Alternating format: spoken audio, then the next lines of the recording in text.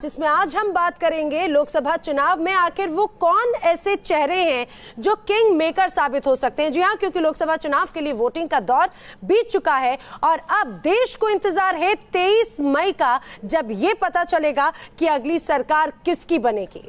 कौन अगले 5 साल तक देश की तकदीर लिखेगा। और इस असमंजस के बीच न्यूज नेशन आज दिन भर आपको दिखाएगा उन चेहरों को जो 2019 के सियासी रण के सबसे बड़े चेहरे रहे। वो चेहरे जो किसी को भी बहुमत नहीं मिलने की स्थिति में किंग मेकर बन सकते हैं। और ऐसे ही दो चेहरे हैं, एमके स्टालिन और एचडी कुमारस्वामी। वैसे तो फिलहाल दोनों का ही कांग्रेस के साथ में गठबंधन है। माना यह भी जा रहा है कि तमिलनाडु में स्टालिन की डीएमके और कांग्रेस का गठबंधन बीजेपी और एआईएडीएमके पर भारी पड़ने वाला है। लेकिन स्टालिन केसीआर से भी मिल चुके हैं तो अटकलें तेज हैं। और वहीं कुमारस्वामी कर्नाटक में बेशक कांग्रेस के साथ मिलकर सरकार चला रहे हैं, लेकिन कांग्रेस के साथ उनके रिश्ते कुछ खास अच्छे बताए नहीं जा रहे हैं। और आज लगातार हम ऐसे ही चेहरों पर बात करेंगे। फिलहाल शुरू करेंगे स्टालिन और एचडी कुमारस्वामी के बारे में, जानेंगे इनकी शख्सियत कि आखिर कितने महत्वपूर्ण है ये किंग मेकर के रूप में। सबसे खास बात ये कि जिस तरह से कहा जाता है कि अगर जो बहुमत की बात हो या फिर सरकार बनाने की बात हो विद्या, तो आखिर इनकी कितनी अहमियत होगी और कितना प्रभाव होगा। जी देखिए, जब भी गठबंधन की सरकार बनी है तो दक्षिण भारत की जो तमाम सियासी पार्टियां हैं उनकी वैल्यू, उनका तो हमेशा से बढ़ता रहा है। इस बार लेकिन 2019 में हालांकि एग्जिट पोल ये बताते हैं कि एनडीए अपने दम पर सरकार बनाने में सक्षम रहेगा, लेकिन क्या अगर इन नेताओं की जरूरत पड़ेगी तो राजनीति कैसे आगे बढ़ेगी। सबसे पहले बात करेंगे तमिलनाडु के मुख्य चेहरों की, मुख्य पार्टियों की, और पार्टी डीएमके के अध्यक्ष जो हैं एमके स्टालिन की, उनके बारे में एक रिपोर्ट आपको दिखाते हैं, उसके बाद आगे बढ़ेंगे। एक्टर से पॉलिटिशियन बने एमके स्टालिन फिलहाल तमिलनाडु की दूसरी सबसे बड़ी पार्टी डीएमके के अध्यक्ष के तौर पर अपने पिता और पूर्व मुख्यमंत्री स्वर्गीय करुणानिधि की सियासी विरासत को आगे बढ़ा रहे हैं। यूं तो स्टालिन ने 70 के दशक के शुरुआती साल में अपनी राजनीतिक पारी की शुरुआत की, लेकिन तब उनकी पहचान मुख्यमंत्री करुणानिधि के बेटे भर की थी। हालांकि करुणानिधि के निधन के बाद उनकी कुर्सी संभालने के बावजूद स्टालिन के सामने कई तरह की चुनौतियां थीं। स्टालिन में ना तो अपने पिता करुणानिधि की तरह करिश्माई भाषण देने का गुण था, न ही अपनी प्रतिद्वंदी एआईएडीएमके चीफ और तमिलनाडु की पूर्व मुख्यमंत्री जयललिता जैसा जनता से जुड़ाव था। लेकिन इन तमाम कमियों और चुनौतियों के बावजूद स्टालिन फिलहाल सियासत की पिच पर खुलकर खेल रहे हैं। स्टालिन के नेतृत्व में डीएमके कांग्रेस पार्टी के साथ खड़ी है और राहुल गांधी को प्रधानमंत्री पद के योग्य बताने वाले सबसे पहले पार्टी प्रमुख स्टालिन ही हैं। लेकिन लोकसभा चुनाव के दौरान तेलंगाना के सीएम के चंद्रशेखर राव के साथ उनकी मुलाकात ने नए कयासों को जन्म दे दिया। दावा किया जाने लगा कि केसीआर ने स्टालिन से मिलकर देश में गैर बीजेपी और गैर कांग्रेस वाली तीसरे मोर्चे की सरकार बनाने पर चर्चा की। लेकिन स्टालिन ने ये कहते हुए इन खबरों का खंडन कर दिया कि देश में तीसरे मोर्चे की सरकार के लिए कोई मौका नहीं है। हालांकि स्टालिन ने यह भी कहने में देर नहीं लगाई कि इस पर आखिरी फैसला 23 मई को वोटों की फाइनल काउंटिंग के बाद ही लिया जाएगा। दरअसल 2014 के लोकसभा चुनाव में तमिलनाडु से डीएमके और कांग्रेस के खाते में एक भी सीट नहीं आई थी। डीएमके को 23.6% वोट मिले थे, जबकि कांग्रेस के हिस्से महज 4.3% वोट आए। हालांकि 2009 में तस्वीर अलग थी, क्योंकि डीएमके और कांग्रेस एक साथ चुनाव लड़ी थी। 2009 में डीएमके को 18 सीटें और कांग्रेस को 8 सीटें मिली थी और दोनों पार्टियों का वोट प्रतिशत 42.5% था।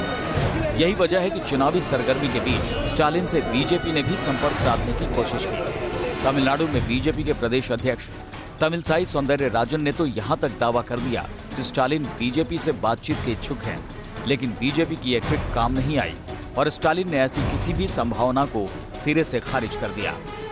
मगर जैसा कि स्टालिन पहले भी कह चुके हैं कि आखिरी फैसला चुनावी नतीजे आने के बाद ही लिया जाएगा, ऐसे में उनकी अगली चाल पर सभी पार्टियों की पैनी नजर होगी। Team news nation.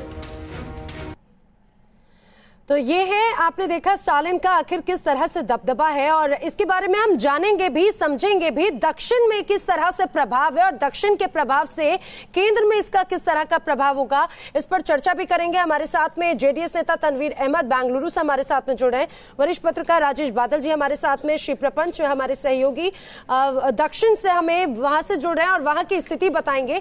लेकिन हम चर्चा शुरू करें उसके पहले रुक कर लेते हैं हमारी सहयोगी अंशिका का। अंशिका, आखिर क्या कहता है तमिलनाडु का गणित?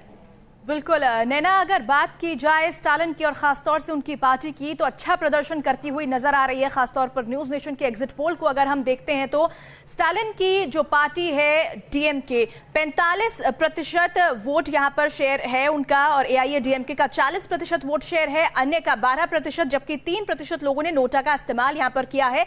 तो तमाम पार्टीज में सबसे बेहतर प्रदर्शन डीएमके करती हुई हमें नजर आ रही है। और अगर वोट शेयर के आधार पर सीट्स की बात की जाए तो न्यूज नेशन के एग्जिट पोल में हमने देखा है कि डीएमके को ही यहां पर ज्यादा सीट्स मिलती हुई नजर आ रही हैं। 27 से 29 सीट मिलने का अनुमान यहां पर जताया गया है। इसके अलावा एआईएडीएमके को 8 से 10 सीट मिलने का अनुमान जताया गया है, जबकि अन्य को 0 से 2 सीट मिलने का अनुमान जताया गया है। नैना, तो बिल्कुल अंशिका, बहुत शुक्रिया आपका। तो ये है विद्या, कहा जा सकता है ये यहाँ का जो सियासी गणित है जो बहुत महत्वपूर्ण रहता है, खासतौर से केंद्र की सरकार में अगर बात करें तो दक्षिण से कितनी ज्यादा महत्वता है ये समझना जरूरी है। बिल्कुल, और इस बार देखिए एग्जिट पोल के जो नतीजे हैं वो ये बता रहे हैं कि एआईएडीएमके पिछली बार के लोकसभा चुनाव में डीएमके से बड़ी पार्टी बनकर उभरी थी, लेकिन इस बार मामला उल्टा नजर आ रहा है, डीएमके को ज्यादा सीटें मिल रही हैं। सबसे पहले एक बार रुख कर लेते हैं, हमारे संवाददाता श्री प्रपंच चेन्नई से हमारे साथ जुड़े हैं। श्री प्रपंच, इस बार गणित उल्टा हो गया है, डीएमके की जगह एआईडीएमके और डीआईएमके की जगह डीएमके, लेकिन नेता जो हैं स्टालिन या फिर दूसरे जो बड़े नेता हैं साउथ के, उनकी भूमिका कितनी महत्वपूर्ण हो जाती है केंद्र में?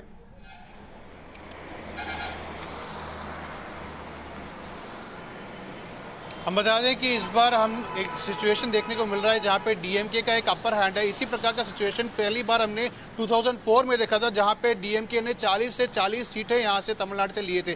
उसी प्रकार का सिचुएशन अभी यहाँ पे होना था, मगर यहाँ पे अगर देख सकते हैं कि कांटे की टक्कर एडीएमके दे सकता था, मगर यहाँ पे एडीएमके के स्प्लिट होने के कारण, वहां से एडीएमके से टीटीवी दिनकरन स्प्लिट होने के कारण की वजह से एडीएमके का यहाँ पे जो पावर है बहुत ही कम हो गया है। और यहाँ पे हम बता दें कि ये पहला चुनाव है जहाँ पे करुणानिधि और जयललिता के बिना लड़ा जा रहा है, तो यहाँ पे एक रीसेट की तरह हो चुका है। यहाँ पे एक एक लीडर को अपने कैपेबिलिटी को प्रूव करने के लिए चुनाव लड़ा जा रहा है। और इसी तरह देख सकते हैं कि डीएमके में किसी भी प्रकार का कोई भी डिस्टर्बेंस नहीं है, सबने स्टालिन को अपना लीडर माना है। मगर यहाँ पे देख सकते हैं एडीएमके में कि एडप्पाडी पळनिसामी और ओपीएस के बीच में पहले झगड़ा हुआ था, इनफैक्ट उसके बाद एक साथ हो गए थे, उसके बाद टीटीवी दिनकरन को बाहर निकाला गया था एडीएमके से, तो उससे मेजर नंबर ऑफ वोट्स उससे स्प्लिट हो चुका था।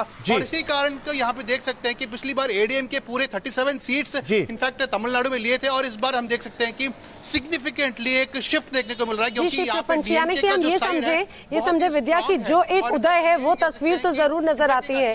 लेकिन राजेश बादल सर, आपको क्या लगता है जिस तरह से स्टालिन की अगर हम वो उनके कद की अगर बात करते हैं तो यहाँ पर उनकी भूमिका कितनी ज्यादा महत्वपूर्ण होगी, विशेष तौर से केंद्र में सरकार बनाने के लिए? देखिए, तमिलनाडु में पिछले 5 दशकों की राजनीति अगर हम देखें तो ये एआईडीएमके और डीएमके इर्द गिर्द सिमटती रही है।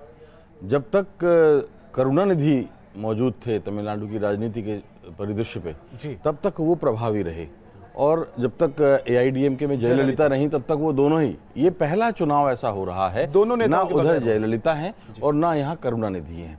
अब तुलना हम करते हैं कि दोनों के पार्टियों की स्थिति कैसी रह सकती है, तो एआईडीएमके के बाद जो तमिलनाडु का जो स्वाभाविक वहाँ की जो राजनीति है वो इस बार डीएमके को अवसर देती है। हमें याद रखना होगा कि करुणानिधि जब जीवित थे तो उन्होंने स्टालिन को अपने तरीके से उनका स्वाभाविक उत्तराधिकारी घोषित किया था।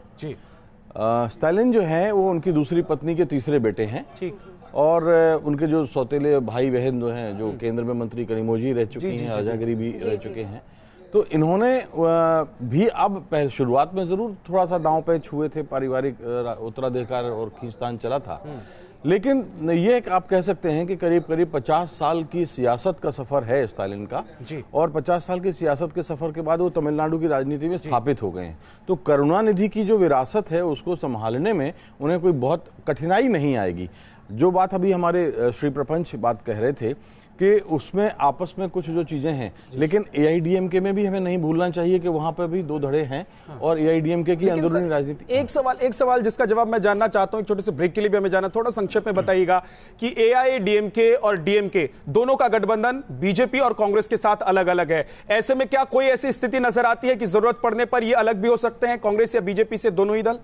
मुझे लगता है तमिलनाडु की राजनीति इस बात की इजाजत नहीं देती कि डीएमके एनडीए के साथ जाए।